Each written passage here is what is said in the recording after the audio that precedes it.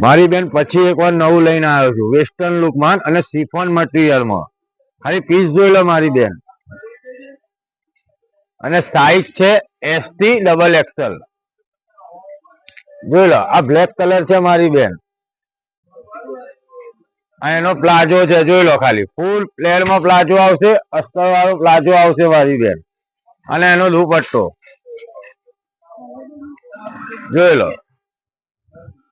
એનો બીજો કલર છે, બાંધણી છે ને મારી બેન. જોઈ લો ખાલી